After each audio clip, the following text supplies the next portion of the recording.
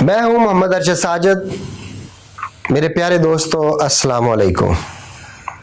جیسا کہ ہم سب جانتے ہیں کہ رمضان کا مہینہ شروع ہو چکا ہے اور مسلمانوں ایک ماہ کے روزے فرض کر دیے گئے ہیں اور ہم روزے اللہ کے حکم سے رکھ رہے ہیں تاکہ اللہ ہم سے خوش ہو جائے. بظاہر تو یوں لگتا ہے کہ ہم یہ کر نہیں سکتے اور نہ ہی ہماری جسم اتنی طاقت ہے کہ ہم روزے رکھ سکیں، مگر ہم پھر بھی اس لیے رکھتے ہیں کہ اللہ کا حکم ہے اور اللہ اور اس کے رسول کی اطاعت ہمارا ایمان کا حصہ ہے. اس کے بغیر ہم مسلمان نہیں ہیں. ہم اللہ کا حکم مانتے ہیں اور اللہ کی رضا کے لیے روزے رکھ رہے ہیں. مگر آج جو میں آپ کو بتانے جا رہا ہوں اس کو سن کر آپ حیران رہ جائیں گے کہ یہ روزے بھی ہماری بہتری کے لیے اللہ تعالیٰ نے نازل کیے ہیں، ہمیں صحت مند اور توانا رکھنے کے لیے یہ حکم دیا ہے کہ کیونکہ ہم جو ٹھہرے انسان کہ اپنی بہتری کبھی اچھا اور بہتر فیصلہ نہیں کر پاتے.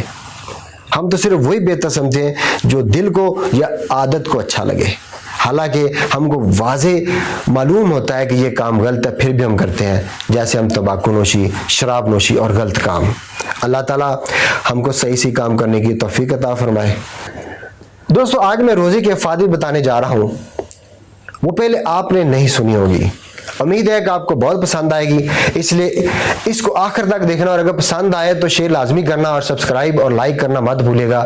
دوستو اگر پسند نہ آئے یا کوئی ہماری طرف سے غلط ہوا ہو تو کمنٹ میں ہماری صلاح لازمی کر دینا، کیونکہ انسان کا آئینہ ہوتا ہے. تو مجھے خوشی ہوگی کہ اگر آپ ہماری صلاح کریں گے اور کمنٹس میں لازمی ہماری ان باتوں کی نشاندہی کریں گے. اس کے بہت شکریہ. تو آئیے ہم اب چلتے ہیں روزے کے فائدے کی طرف. دوستو روزہ رکھنے کے جسمانی طور پر کیا فائدہ ہے تو چلیے ہم آپ کو بتاتے ہیں. جب ہم پہلا روزہ رکھتے ہیں تو تب ہمارے جسم میں کیا تبدیلیاں رونما ہوتی ہیں.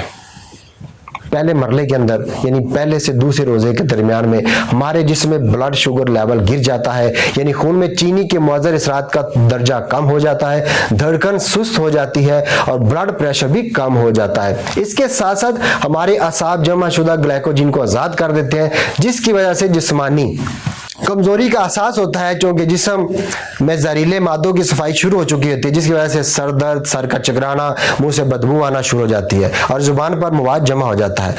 اب شروع ہوتا ہے دوسرا مرحلہ تیسرے روزے سے 7ویں روزے تک ہوتا ہے. اس مرحلے میں جسم کے اندر موجود چربی کی باری ہوتی ہے.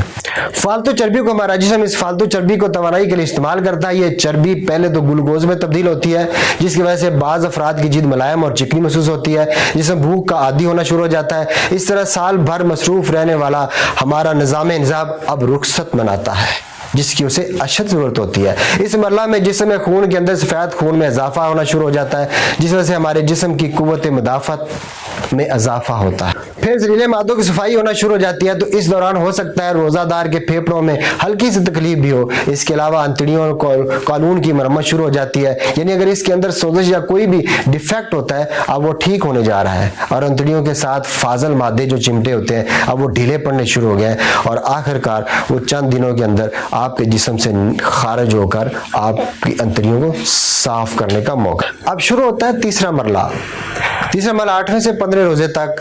اس مرحلہ میں ہم پہلے جو کمزوری محسوس کر رہے تھے اب وہ کمزوری ختم ہونا شروع ہو گئی. دماغی طور پر چست اور ہلکا محسوس کرتے ہیں.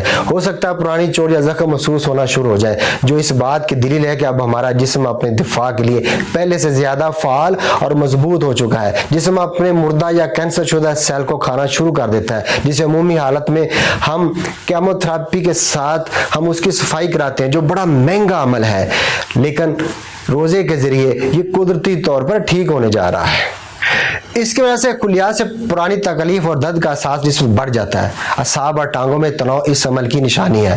روزانہ نمک کے غرارے اعصابی تناؤ کا بہترین علاج ہے. اب شروع ہوتا ہے چوتھا مرحلہ 16ویں سے 20ویں روزے تک ہوتا ہے. جسم میں پوری طرح بھوک پیاس برداشت کا عادی ہو چکا ہے. آپ خود کو چست چاق و چبند محسوس کرتے ہیں. ان دنوں آپ کی زبان بالکل صاف اور سرخی محل ہو جاتی ہے. سانس میں بھی تازگی آ جاتی ہے.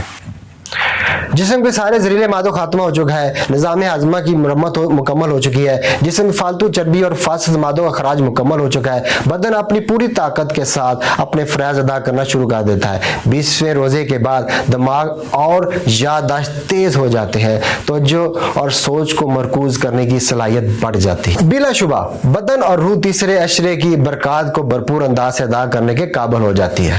یہ تو ہوا دنیاوی فائدہ اور یہ روزے ہماری بھلائی کے لیے ہے. ہم پر فرض کیے گئے، مگر دیکھ لیں اس رب کی شان کہ اللہ ہماری دنیاوی بہتری کے ساتھ ساتھ ہماری آخر سنوانے کا بہترین بندوبست کر دیا ہے۔ اللہ ہمیں عمل کرنے کی توفیق عطا کرے، آمین۔ اس لیے تو اقبال نے اپنے شعر میں قرآنی آیت کا ترجمہ کیا، اپنے من میں ڈوب کے پا جا سراغ زندگی، تو میرا نہیں بنتا نہ بن اپنا تو بن۔ اسی کے ساتھ عرش ساجد کو اجازت دیجیے، اللہ حافظ۔